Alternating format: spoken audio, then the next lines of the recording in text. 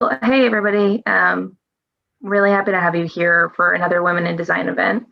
Um, Tonight, I think it's been sort of an intimate conversation with Paola to develop this topic because it's really more personally about the qualities that you maybe identify when you're young, or maybe are missing, or maybe they're getting in your way. And then as you grow older, you hone them into the characteristics that make you really proud of who you are, and also really, really perfect for being a designer in this world, and to find your people in the design community. So tonight, Paola's going to be talking about that, and she's put a really fun spin on it. Our speaker, Paola Reyes, is a really experienced designer. She has 20 years in the industry, and she primarily works in user experience. But we think at Women in Design that, all these stories are really beneficial to hear about. So we're really, really grateful and excited to have her. Paola, I'll kick it over to you. All right. Thank you so much. First of all, I just want to say thank you, IDSA, Seattle, for inviting me to do this talk. It's an honor. And it's been an interesting challenge to kind of think about, the qualities, because, you go through life and you're working and you do your thing and you are who you are, and you don't really, or at least in my experience, I never had really taken the time to really process and reflect on, from childhood to adulthood, what are those unique qualities that make me not only who I am as a person, but also, that I find myself constantly going back to as I move through my career. So I think that, these qualities are shared both in life and career.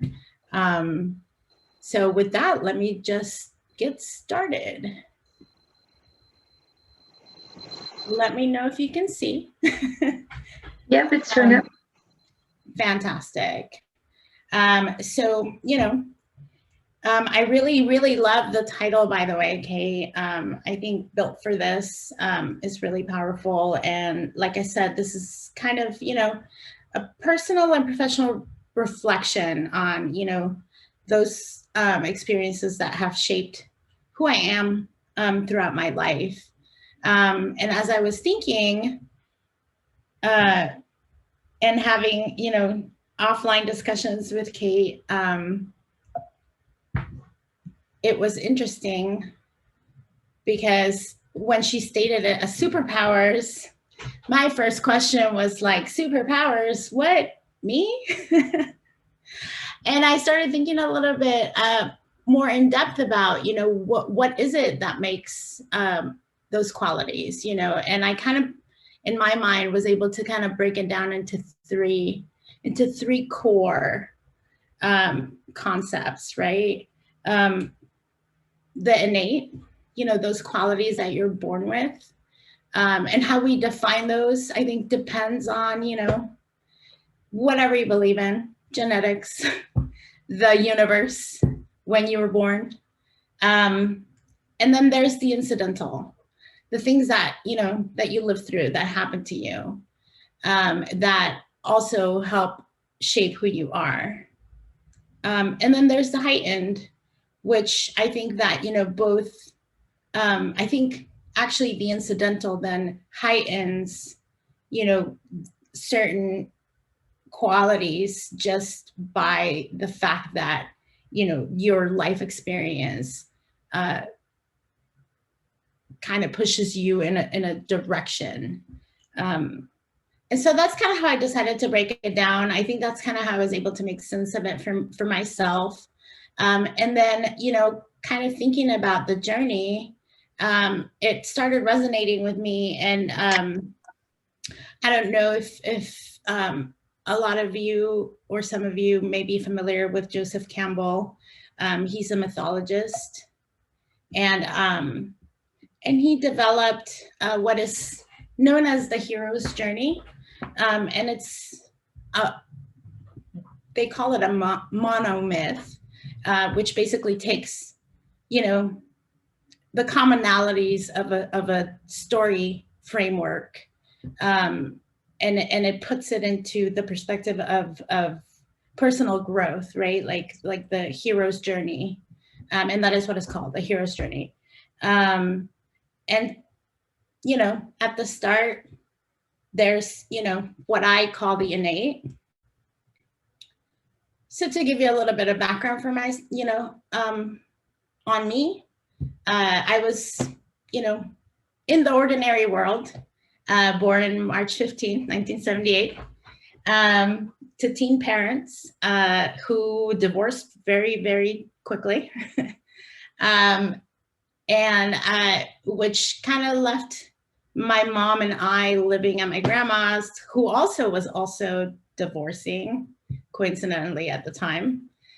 So during the late 70s in Mexico, that was kind of a non-traditional way of growing up. I pretty much grew up with all women.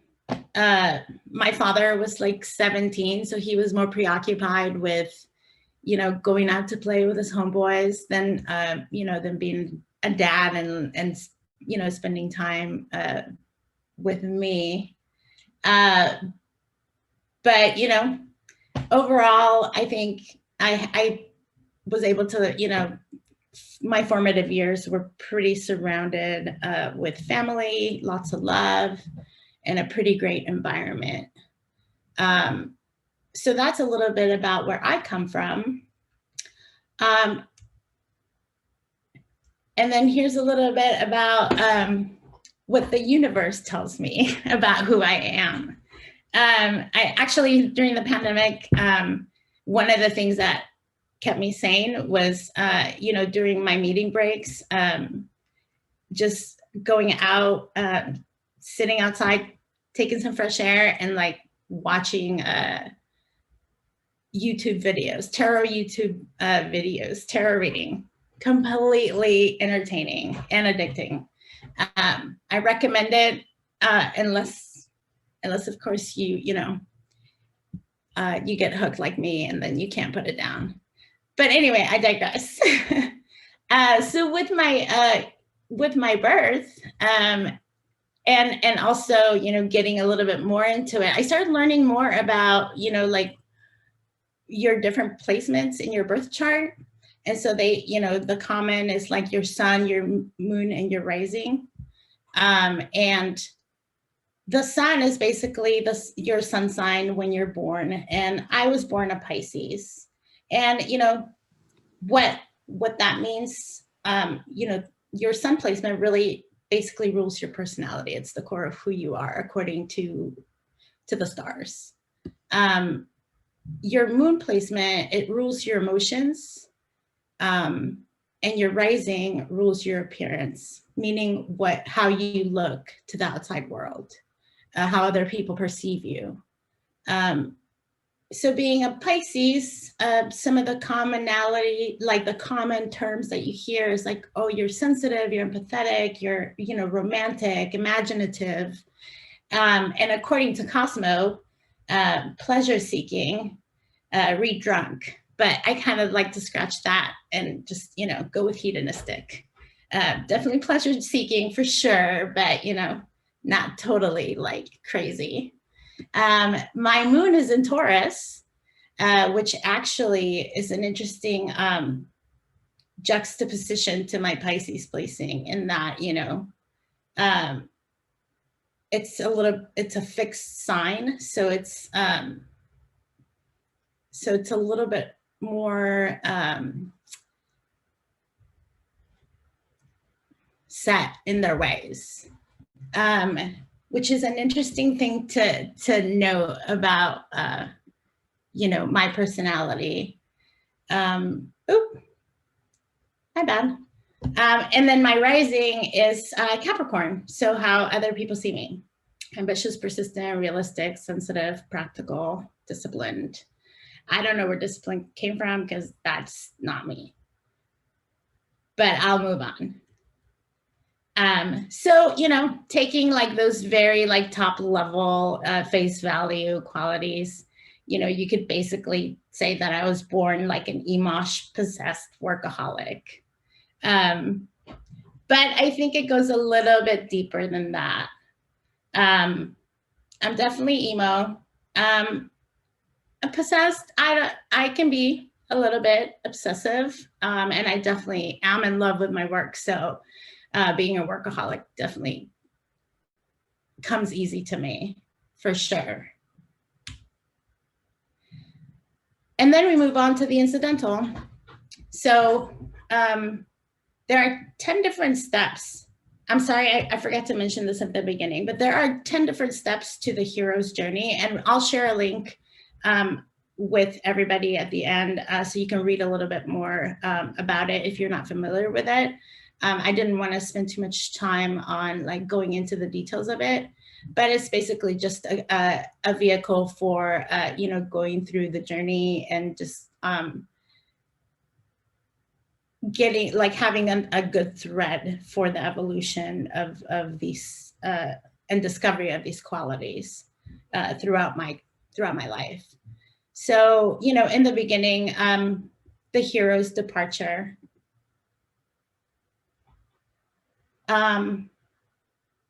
After spending my formative years in Mexico City, my mom met my stepdad, and being young, still very young, in their early 20s, they wanted to embark on a search for better opportunities, and they decided to move to the States, picking Anchorage as the place for a good opportunity. My stepdad was offered an opportunity to go fishing up there, and you know, there was a chance to make really good money, and the plan was for them to make a lot of money and then come back to Mexico and start their own business.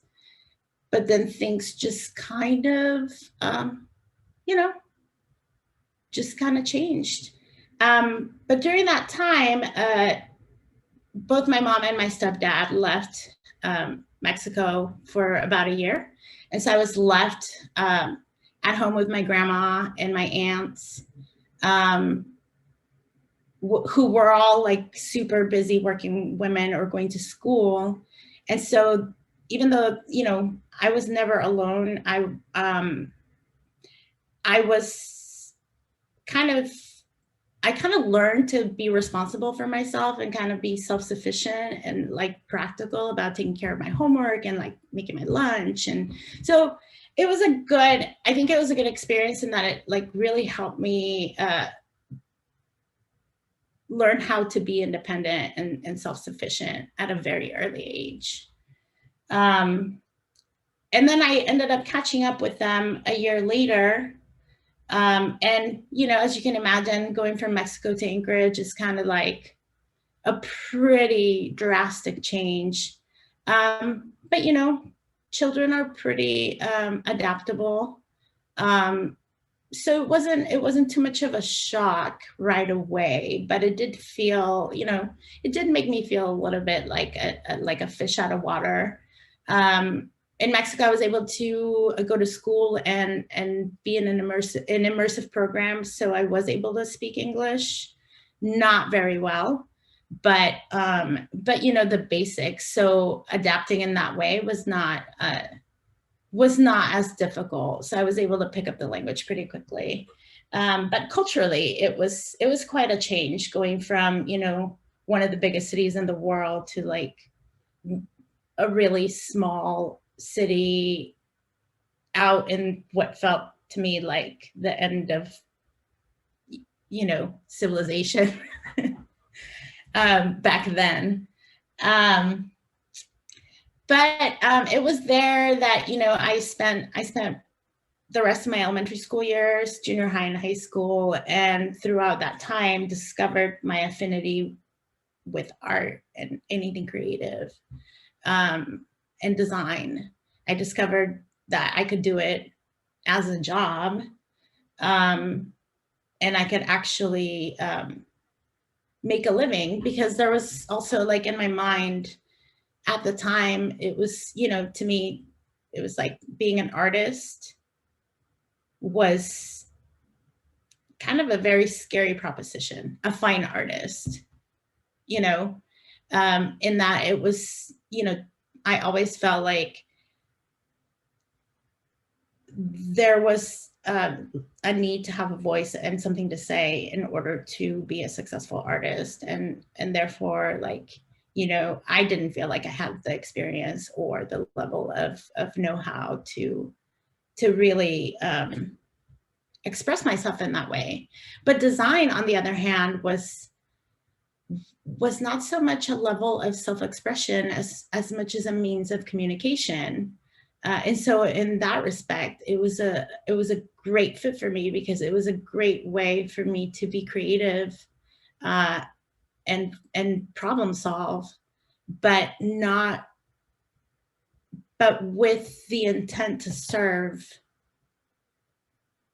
another purpose. So either, you know, a client or a business or an experience. And I think that, to me, that was pretty amazing, making that discovery that I didn't, you know, that because I was creative and I was good at art, that didn't mean that I only had the artist option. There were so many other things that I could do, you know, advertising, graphic design, industrial design. And I, you know, I wasn't really clear on which direction I was going to go, but I was lucky enough to have the support of my family and really, really great teachers along the way that, you know, helped me kind of find my way and also keep me motivated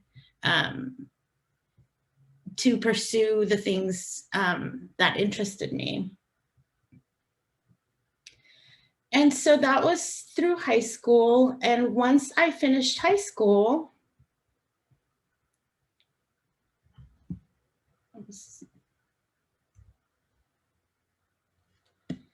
and decided that graphic design was the career for me, I pretty much at that point realized that Anchorage was not for me, and that I needed to find a bigger place, a place that had more culture, cultural richness, music, arts, you know, all of the things that didn't really make it to Anchorage at that time, or it was very limited exposure or a very specific type. So I was craving people, cities, traffic, noise, activity. And I took a trip to Seattle to visit the Art Institute, because I thought about maybe going to the Art Institute, and then later changed my mind, thank goodness. Because I ended up finding a much better program in at Seattle Central College, which has a really, really, I'm not really familiar with how their program is right now, but back then it was great. Like you had to submit your portfolio. They only accepted like 60 people a year. And so that to me was a lot better.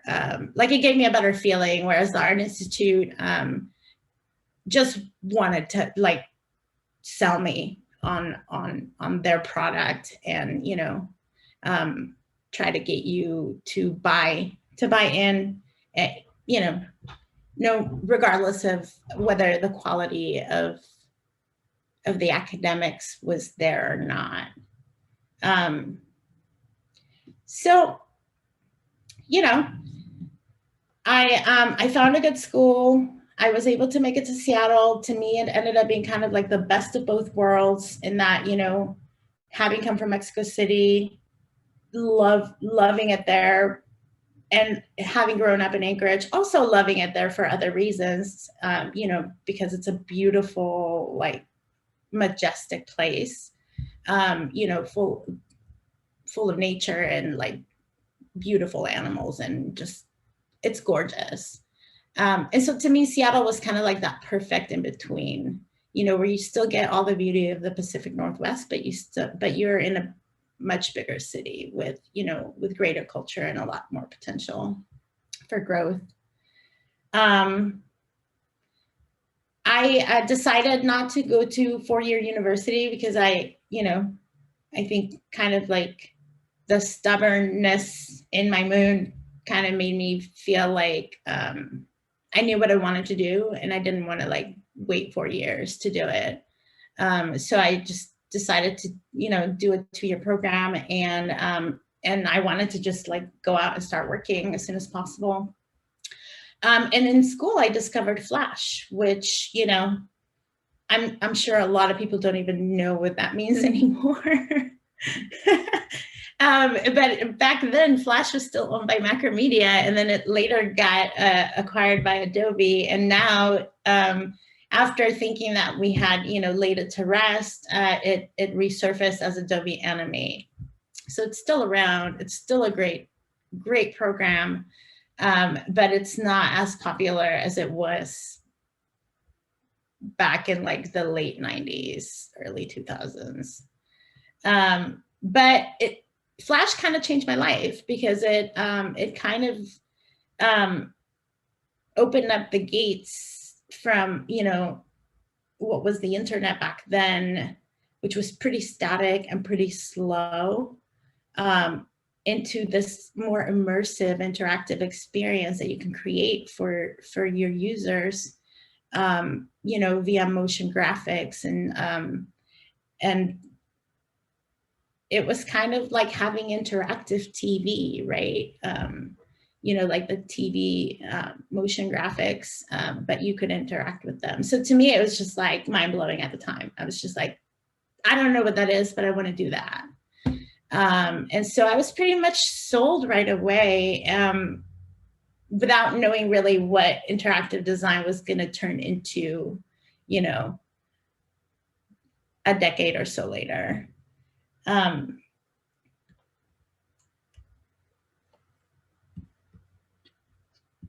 moving on to the heighten. So once I started my career, the hero's initiation, I landed my first job at an interactive studio. It was a little tiny game studio. That was a startup, and then later became an agency. And I just, you know, like I said, I completely fell in love. But taking kind of a step back, as, you know, as I'm moving through that part of my life, I start experiencing more pressure because, you know, like now now I'm actually a professional and I have adult responsibilities, and I have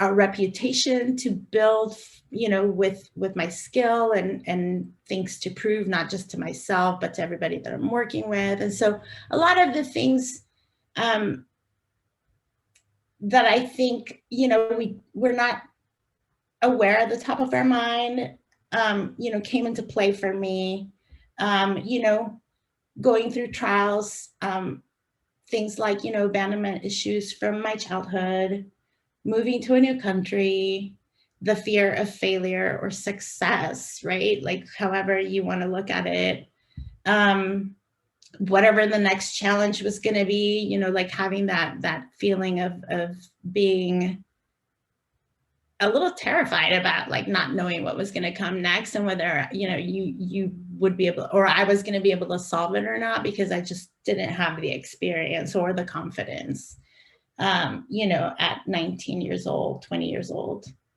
And then, you know, later turning into things like overworking. And I wanted to mention imposter syndrome because I think that is certainly something that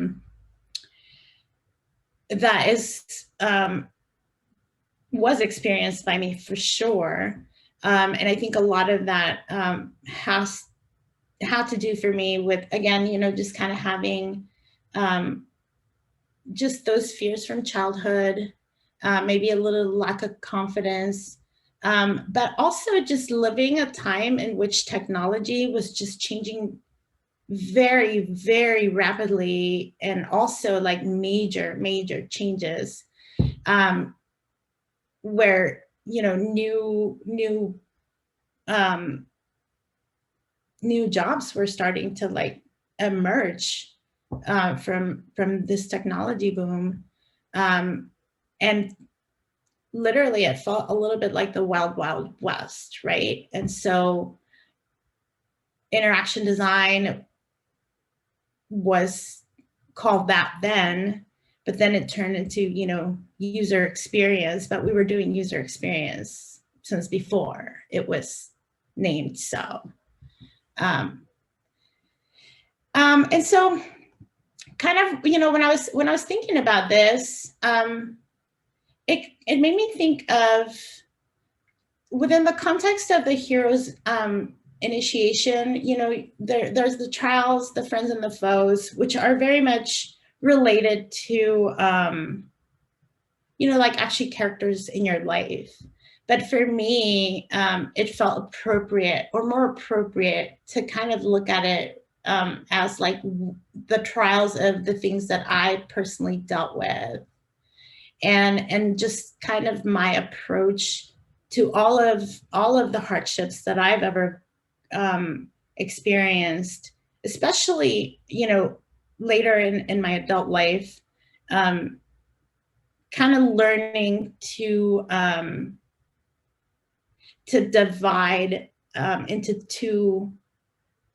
two different groups, you know, like how I'm going to deal with that, with any particular challenge. And so I thought it was very fitting to kind of treat the friends as like the most positive outcome, and then the foes as like what would be the worst possible outcome, right? So when dealing with abandonment issues, for example, you know, the friendly thing to do for myself would be to focus on, you know, dedication, and like dedicating myself to whatever the problem is that I'm trying to solve, as opposed to like getting in my head and then like getting into like some sort of self-sabotage, you know, negative talk. Moving to a new country was like a huge turning point in my life. And for me, I think what that gave me was like a lot of perspective, like, you know, it broadened my perspective tremendously. And, you know, not just culturally, but like in so many ways. It has made my life so much richer being a bicultural in this country. And I draw from that constantly. You know, and then the opposite of that would, you know, it's like feeling like I don't belong. I don't belong necessarily here. I don't belong in Mexico either. Like, you know, it turns you into kind of a different breed, if you will, of human, to kind of ride the lines of like two different cultures. But again, I think it really is one of the core things, one of my core strengths. So yeah, anyway, these are all examples here. I'm not going to go into specifics, but, you know, just, I think the big takeaway for me here is really like, what are my trials?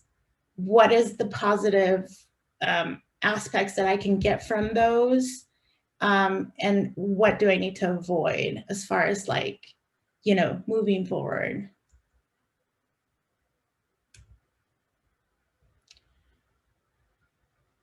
And then relying on those positives as being like kind of like my own magical mentors, right? Like they're my little sources of strength.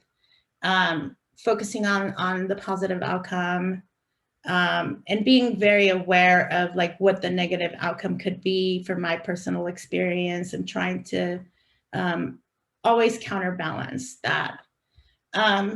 And of course, you know, in real life, you also encounter people that, you know, that support you, that believe in you.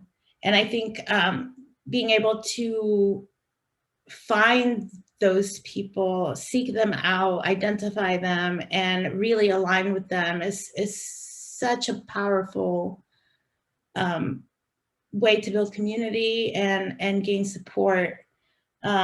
You know, and some of the things that you might be able to get, you know, is things like feeling seen and being heard and feeling supported, getting validation on your ideas, or just having somebody to bounce things off of, get feedback, guidance, you know, knowledge, wisdom, honesty. You know, I think it's very important, I think, for anybody in that is trying to get better at whatever it is that they do, or get better at life, that they get honest feedback, right, from people that they trust, that are not going to be afraid to kind of tell it to you how it is, and while being encouraging, still like questioning and challenging you to grow. So I, you know, being able to surround myself with people that I can learn from has been also very important to me. And I've been very fortunate to be able to have that. And number 6 is the Dragon's Lair. I'll explain this one a little bit. Basically, this is kind of like the area of comfort, you know, where we retreat within the story within the hero's journey. It's kind of equated to like a need. I read it as a need for comfort, going back to the mother, as it's stated. So, you know, after having like a pretty good early career, you know, and finding my home in interaction design, like I said before, UX was even a thing. I stayed at what was a startup studio and worked there for about like over 11 years. I left for a little bit and then came back. So like all in all, probably 13 years altogether.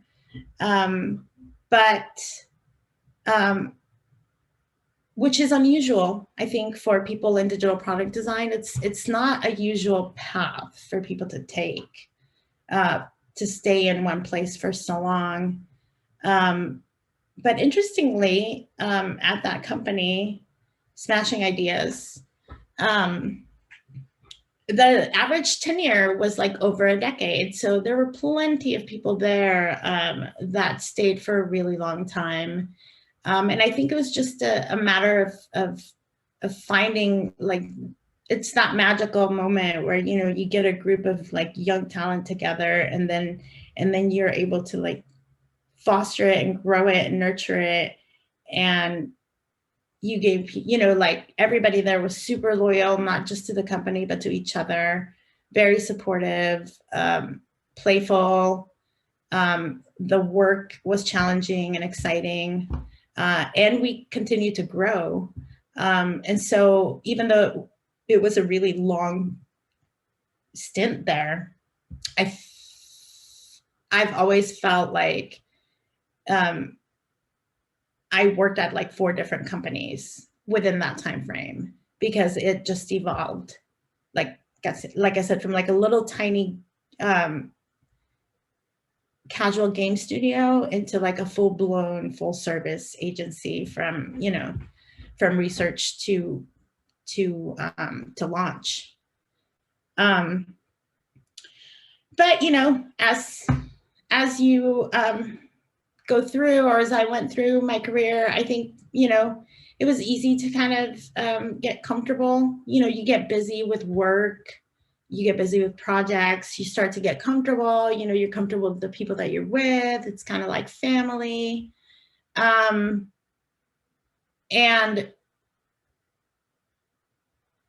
I think sometime between my late 20s and my early 30s, I kind of stopped focusing on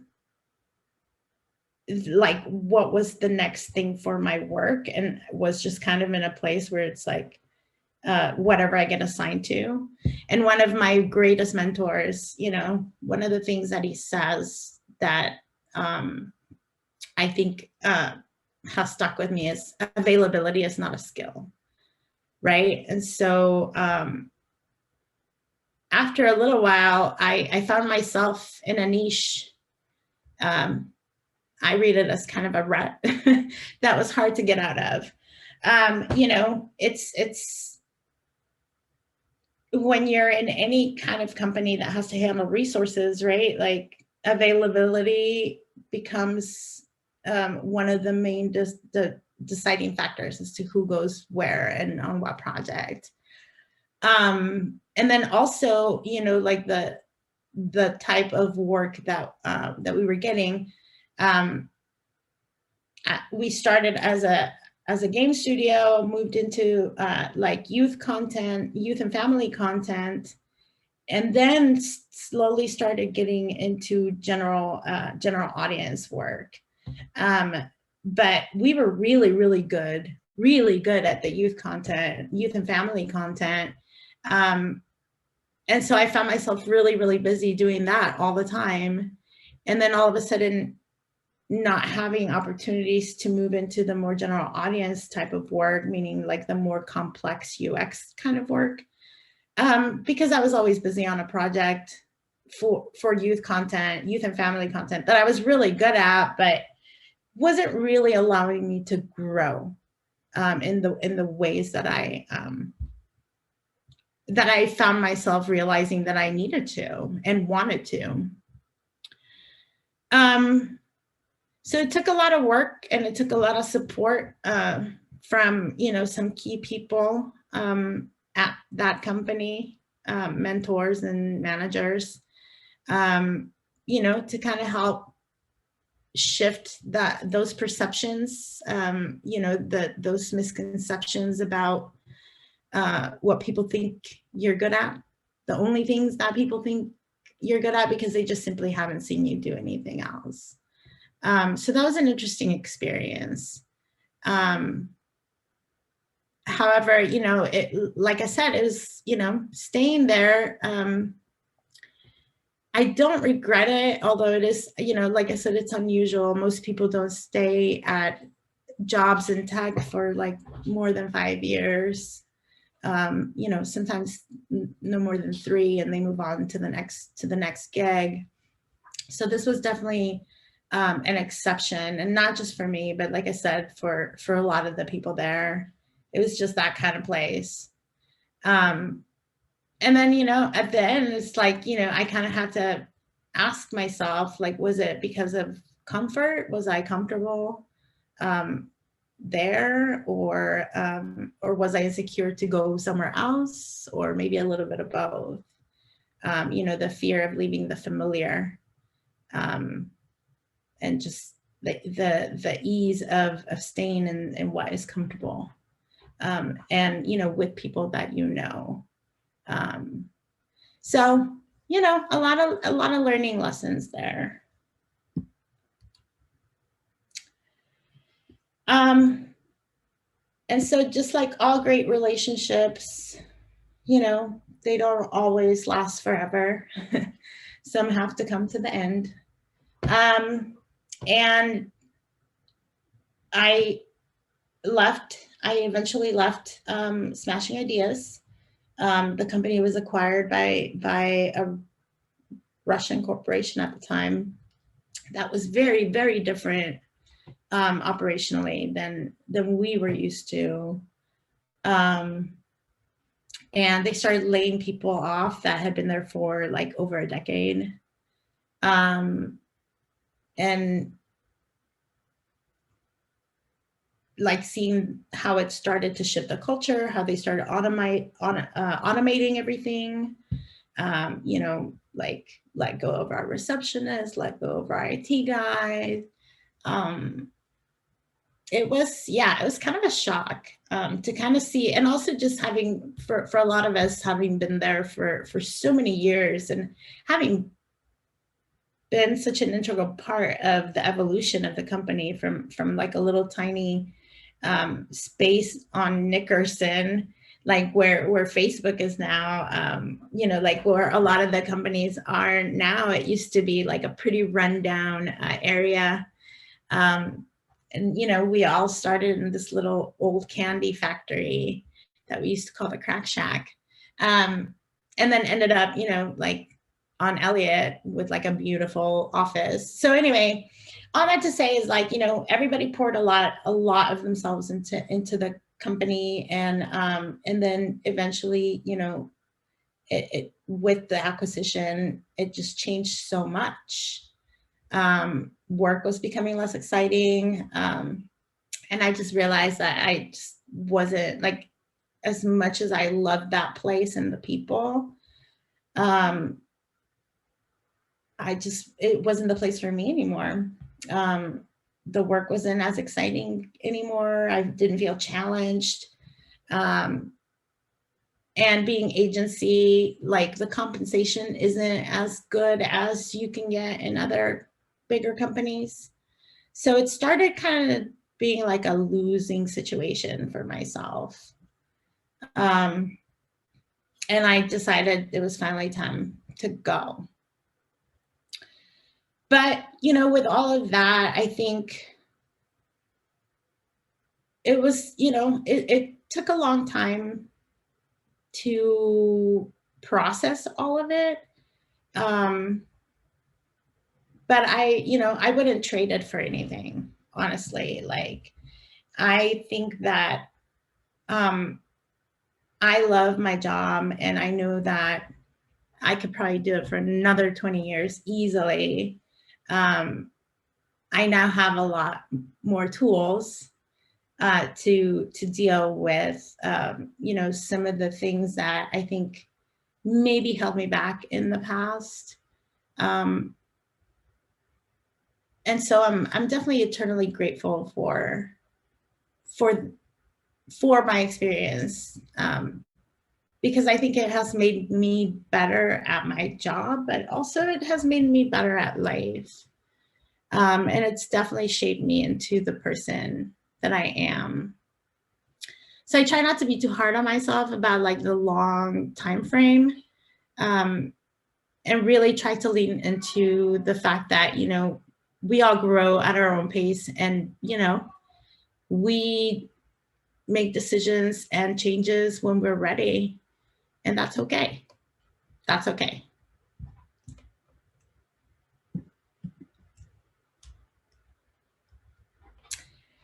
So finally, the becoming, the reflection, the rebirth and return of the hero after the trials and tribulations. We all have unique superpowers. You know, as I stated before, we're born with some of them. Some are heightened by our life experience, and some are gifted by the people in our lives. But I honestly think that they don't become super until we become aware of them, and can put them to use for our greater good.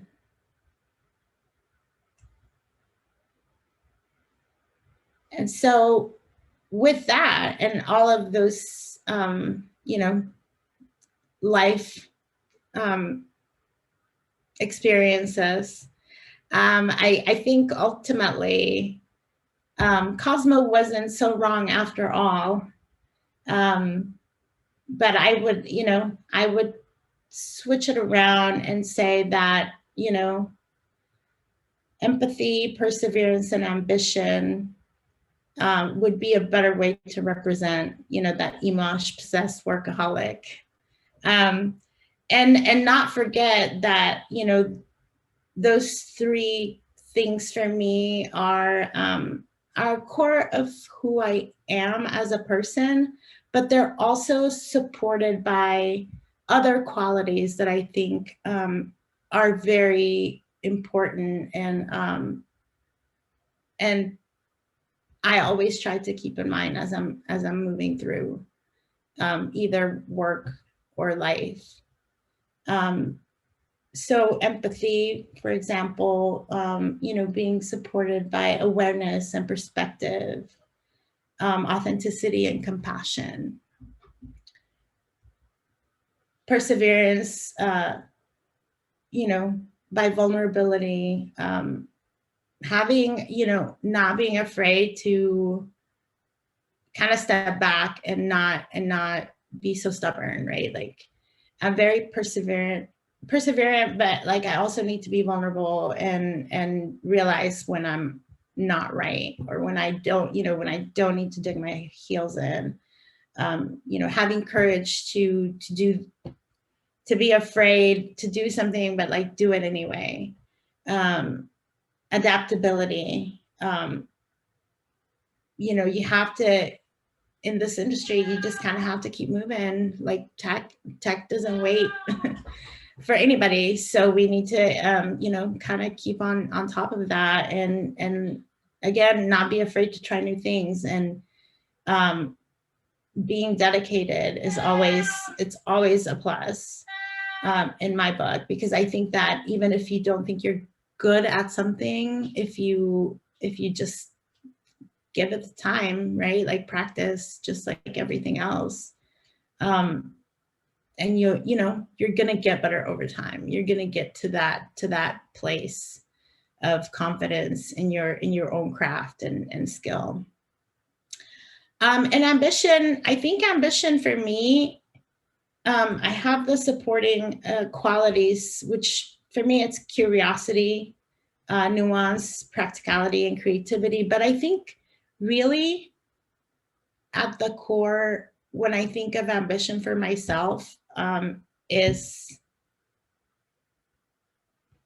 always striving to do good, right? Like do good work, and then taking that good work and making it better, and then taking that better and making it best. So to me, that really encompasses my idea of ambition. It's not really about like material gain as much as it is challenging myself to always do better, and not being satisfied with what I think is better just because it's better. Always trying to see if there's a way to push it forward and make it best if you can.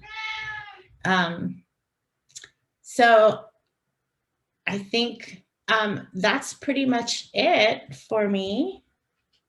I wish all of you a lot of love and light in your own hero journey. I hope that this was helpful for you. And of course, I'm happy to answer any questions if you have any. Do a one-person audience clap. Yay! Oh, that was so great. Thank you so much. Yeah, I just want to invite anybody in the audience to either, turn on your mic and ask a question if you like, or to drop one in the chat for us. And we can get that read out loud for you. While we wait for that, though, I really loved that note you wrote about your superpowers only becoming super when you're aware of them. And I guess I'm curious if you can speak more to how you gain awareness of what they are, and then you really hone them and give them space to become bigger. Yeah, that's a really good question. Therapy, a lot of therapy. I mean, it's true. I mean, honestly, I think, experience, living life, going through trials, makes you stronger. It makes you more mature. You learn to look at things differently. You learn to look at things from a different perspective. I think for me, it's just acknowledging my experience and reflecting, constantly reflecting, and on the reasons, like especially when you face challenges, just being able to take time to look back and analyze how you dealt with things, whether it was a work issue or a life issue or a relationship issue. Like, being able to look back and analyze how you dealt with a specific situation, and then put myself in a place of like how I would have done it better, right? Again, to like that better, that good, better, best, so that you are aware of what you just experienced, the things that you wish you would have done differently, and then taking account of those, so that moving forward, if you ever find yourself in that situation or a similar situation, you have another go at it, right? So it's just trial and error, and seriously, like, I think therapy is great. Nice. I had a question. So you mentioned staying at a job maybe like a little too long, and kind of getting to the point where you're probably reading the writing on the wall. And it's great that I think you had the clarity to sort of allow yourself those sorts of steps, and that you can like look back at it as like, that's the way it was. But do you think you'd have like advice for yourself sort of in your now empowered state, and what you tell your younger self to do? Would you have told yourself to do something differently? Oh, absolutely. I mean, I don't regret it, because again, I think,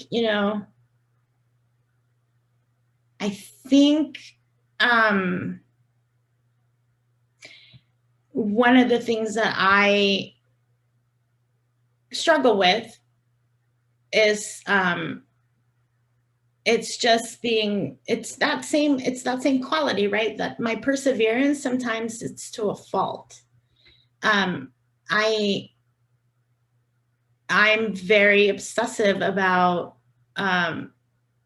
making sure I've not left any stone unturned, that I have not, that I have a really hard time walking away from anything until I feel like I've done everything that I could do.